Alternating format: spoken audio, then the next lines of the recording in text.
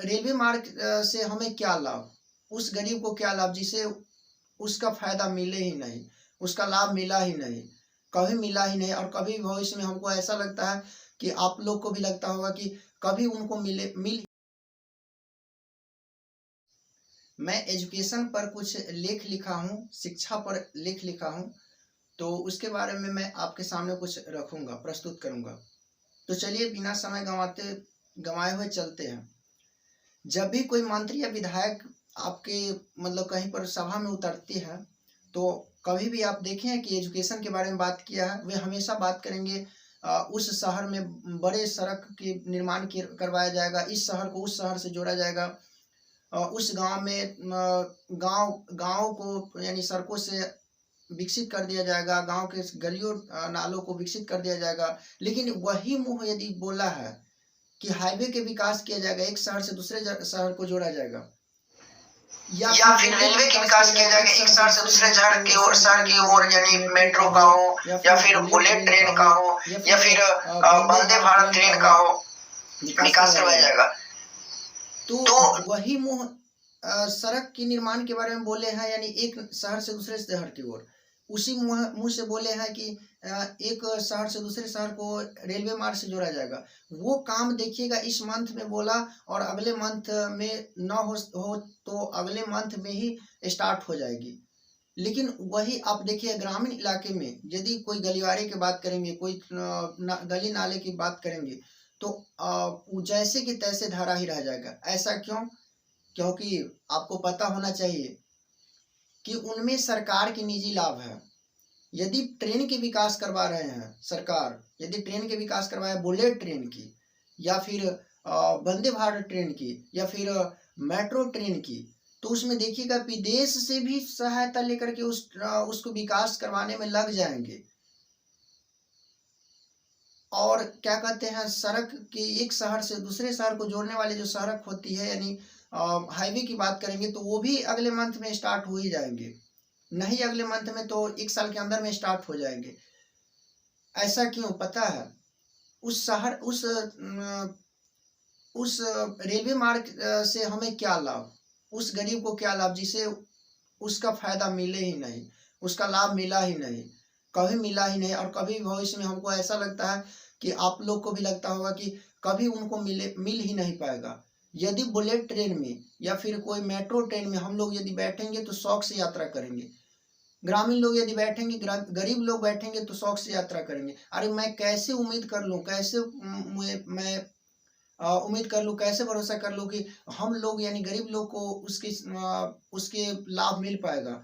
हमें तो जो अधिकार मिला था, जो भी लाभ मिल रहा था, यानी पैसेंजर गाड़ी, पैसेंजर ट्रेन, उसको भी तो आप रिजर्वेशन में डाल दिया। 1 से 2 डब्बा जो पैसेंजर गाड़ी में जो 1 से 2 डब्बा अभी मिल रहा है हम लोग को, 1 से 2 डब्बा में आपको लगता है कि आप बताइए, आप ही ट्रेन में कौन लोग सफ़र करते हैं? हम जैसे गरीब लोग ही सफ़र करते हैं। तो हम लोग गरीब लोग तो पैसेंजर गाड़ी में ही सफ़र करेंगे। हम लोग के पास यदि पैसा होता तो हम लोग यानी क्या कहते हैं, एरोप्लेन से हम लोग भी सफ़र करते। बड़े लोग किससे सफ़र करते हैं? कभी आप सरकार को देखिए है, कभी सरकार ट्रेन में सफ़र किए हैं, या फिर कोई मंत्री या विधायक ट्रेन में सफ़र किए? ऐसा नहीं होता है। हम गरीब लोग के लिए ही ट्रेन बनी है, और उसमें भी जो थोड़ा सा बड़ा है, थोड़ा सा रुपया पैसा वाला, उनके लिए रिजर्वेशन कर दिए हैं। हम लोग धक्का मुक्की करके शहर में जाते हैं काम करने के लिए, जो भी लोग जाते हैं गांव से काम करने के लिए, उन्हें धक्का मुक्की खाना पड़ता है। एक के ऊपर एक चढ़ करके जाते हैं, वो भी नहीं यानी कहने करते हैं हमको जाना है यानी मुंबई जाना है, महाराष्ट्र जाना है काम करने के लिए, तो हमको 2-3 महीना पहले बुकिंग करना पड़ता है। ऐसा क्यों? तो हम कैसे इस विकास को विकास मान ले? वैसा विकास से क्या फायदा जो गरीब लोगों को उसका लाभ मिल ही नहीं पाए। तो और सड़क के बात जो कीजिएगा, एक शहर से दूसरे शहर को जोड़ने की बात यदि करे सरकार, तो आप देखिएगा कि काम वो भी स्टार्ट हो ही जाता है। क्यों? क्योंकि सरकार को उसमें निजी लाभ है। क्यों? कैसे? कि जैसे ही शहर के हाईवे के विकास किया जाएगा, तो एक शहर से दूसरे शहर में लोग जाएंगे, 4 चक्का जाएंगे, 2 चक्का जाएंगे, यानी बड़े बड़े गाड़ी सब चलेंगे। उस पर क्या होंगे? सरकार को टैक्स के रूप में उन्हें आमदनी होगी। लेकिन गांव से तो उनको कोई आमदनी नहीं होती है, ग्रामीण सड़कों से उन्हें तो कोई आमदनी नहीं होती है। उसका लाभ तो ग्रामीण लोगों को मिल पाता है। ग्रामीण लोगों को तो उस पर सरकार कभी ध्यान नहीं देते हैं। जैसे कि तैसे ग्रामीण लोग के ग्रामीण सड़क जैसे कि तैसे धरा के धरा रह जाता है। और एक सबसे खास बात, गांव में कभी भी सांसद विधायक नहीं आते हैं एक बार जीत के जाने के बाद। कभी आप देखे हैं कि गांव में मतलब महीना में या फिर साल में भी एक बार आते हैं विधायक सांसदीय विधायक? क्यों उन्हें तो कैसे उन्हें पता चले कि गांव की स्थिति कैसी है? सो शहर में तो बराबर उन दौड़ करते रहते हैं, हमेशा दौड़ लगाते रहते हैं शहर में, एक शहर से दूसरे शहर में, दूसरे शहर से तीसरे शहर में जाते आते रहते हैं। उन्हें तो मतलब वो देखेगा ही, लेकिन शहर गांव में कभी आए ही कहाँ हैं। बस उसी दिन आपके सामने फिर हाजिर होंगे दोबारा, जिस दिन उसको वोट लेना होता है उस दिन जरूर आएंगे, और फिर वही आपको कह करके जाएंगे कि बस अगली बार, इस बार ये मुझे फिर से दोबारा मौका दीजिए और मैं जस्ट आपको ये बना दूँ। लेकिन वैसा क्यों है? तो मेरा मुद्दा वो नहीं है, मेरा मुद्दा है बस एजुकेशन से रिलेटेड। बस मतलब कुछ ऐसी बात है जो यानी है, वो मैं आपको सामने रख दिया। तो देखिए, उसके बाद सरकार बात करेंगे कि उस गांव में प्राथमिक स्वास्थ्य केंद्र खोला जाएगा, लेकिन उस जगह पर आपको ये नहीं कहेगा कि उस जगह पर मतलब इस कॉलेज की स्थापना किया जाएगा। वो भी प्राथमिक स्वास्थ्य केंद्र की स्थापना करेंगे, हॉस्पिटल की बात नहीं करेंगे। यदि कोई बीमारी होती है गांव के लोग को, बस थोड़ा मोड़ा जो कहते हैं 2 रुपया का इलाज जो होता है वही इलाज हो पाता है प्राथमिक स्वास्थ्य केंद्र में, वो भी सही ढंग से नहीं। लेकिन यदि कोई प्रॉब्लम से जूझ रहा है कोई व्यक्ति, तो उन्हें भेज दिया जाता है शहर में। लो अब शहर में टपला खाते रहो, धक्का मुक्की खाते रहो। शहर में भी यदि हॉस्पिटल है, सरकारी हॉस्पिटल, तो उसका भी लाभ बड़े लोगों को ही मिल पाता है, हम गरीब लोग को नहीं मिल पाता है उसका लाभ। कभी आप सुने हैं कि इस गांव में एक कॉलेज यानी आईआईटी कॉलेज की स्थापना की जाएगी? कभी आप सुने हैं कि इस गांव में एक मेडिकल कॉलेज की स्थापना की जाएगी? उस गांव के आजू बाजू में यूनिवर्सिटी की स्थापना की जाएगी? कॉलेज की तो स्थापना की बातें नहीं करेंगे तो यूनिवर्सिटी की क्या बात करेंगे? अरे सर, प्राथमिक स्वास्थ्य केंद्र खोलने से पहले हम लोग से रिक्वेस्ट है, और आपके सामने मैं बात रखना चाहूँगा कि सबसे पहले सरकार को इस बात पर ध्यान देना चाहिए कि उस जगह पर कॉलेज की स्थापना की जानी चाहिए, उच्च शिक्षा के केंद्र स्थापित की जानी चाहिए। तो यदि उस व्यवस्था हो जाए, उस चीज़ का व्यवस्था, यदि एजुकेटेड लोग हो जाएंगे तो अपना स्वास्थ्य का ख्याल खुद ही रख सकता है। अपना स्वास्थ्य का ख्याल सरकार को इस बात पर ध्यान देने की ज़्यादा जरूरत भी नहीं होगी। और यदि उस स्वास्थ्य केंद्र की स्थापना करेंगे तो उसमें भी डॉक्टर बैठाएंगे शहर से ही ला करके, क्योंकि शहर गांव में तो डॉक्टर पैदा होंगे नहीं, क्योंकि गांव के लोग तो पढ़े लिखे हैं नहीं। और हमें एक गम भरी खुशी इस बात की है कि प्राथमिक शिक्षा को सरकार ने मौलिक अधिकार में शामिल किए हैं। तो फिर उच्च शिक्षा को क्यों नहीं? उच्च शिक्षा के लिए तो अनुदान भी नहीं सरकार देती है। ऐसा क्यों? क्योंकि उन्हें पता है, उन्हें पूरी तरह से जानकारी है कि यदि उच्च शिक्षा को मौलिक अधिकार में शामिल कर दिया जाए तो हर एक लोग शिक्षित हो जाएंगे, हम लोग का चारा नहीं चलेंगे। लोग विद्यार्थी लोग हमसे ही अधिकार मांगने लगेंगे, हम पर ही हावी हो जाएंगे। तो इसीलिए कभी वो उच्च शिक्षा की बात करते ही नहीं है, हायर एजुकेशन की बात करते ही नहीं है।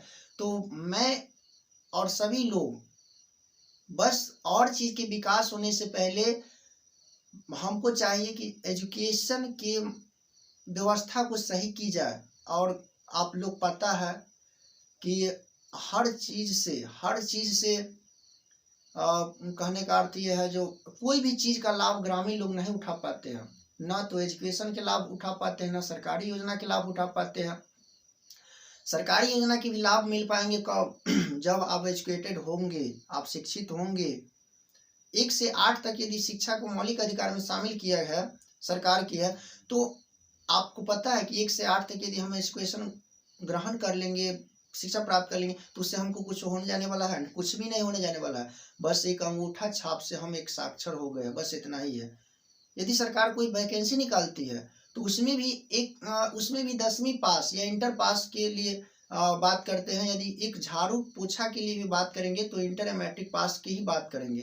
तो आपको क्या लगता है कि हम लोग के लिए विकास है?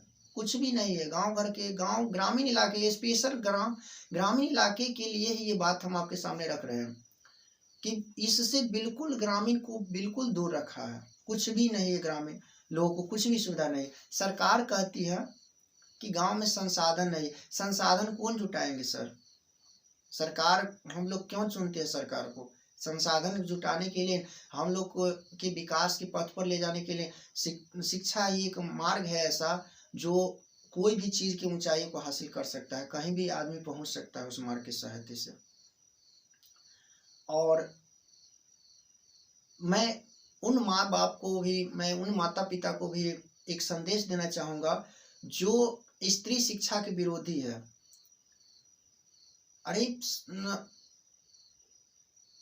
सर, कि आप, यदि आपके परिवार में, आपके फैमिली में कोई इंटरनल प्रॉब्लम हो जाता है, कोई लड़की को कोई समस्या आ जाती है, कोई भी बड़ी समस्या आ जाती है इंटरनल प्रॉब्लम, तो आप किस हॉस्पिटल में जाना पसंद करेंगे? उसी हॉस्पिटल में जाना पसंद करेंगे जहां पर नर्स की व्यवस्था हो।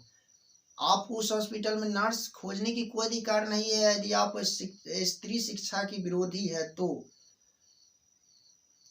क्योंकि यदि कोई नर्स बनी है तो वो एजुकेशन हासिल, यानी शिक्षा हासिल करने के बाद ही कोई नर्स बनी है। तो इसीलिए शिक्षा को जितना से जितना हो सके बढ़ावा दी जाए। और सबसे पहले कि सरकार तो कुछ भी ध्यान नहीं देते हैं ग्रामीण लोगों के लिए, कुछ भी नहीं है गांव में, यानी। और देखिएगा कि यदि शिक्षित मतलब शिक्षा हासिल करने के लिए ललायत गांव के लोग ही ज्यादा होते हैं। अधिक से अधिक गांव के लोग ही हो पाते हो, चाह कर भी नहीं कुछ कर पाते हैं। क्यों? क्योंकि उनके पास कोई संसाधन है ही नहीं। क्योंकि राजा मंत्री तो जानते ही है, आप लोग जानते हैं, बिल्कुल आप लोग ऐसी बात नहीं कि अवगत नहीं है कि राजा मंत्री विधायक सांसद इन सब के बेटा बेटी कहाँ पढ़ते हैं? विदेशों में पढ़ते हैं। तो उनको क्या पता कि गांव में, हमारे देश में शिक्षा की कैसी व्यवस्था है, कैसे एजुकेशन सिस्टम है, सो उनको कैसे पता?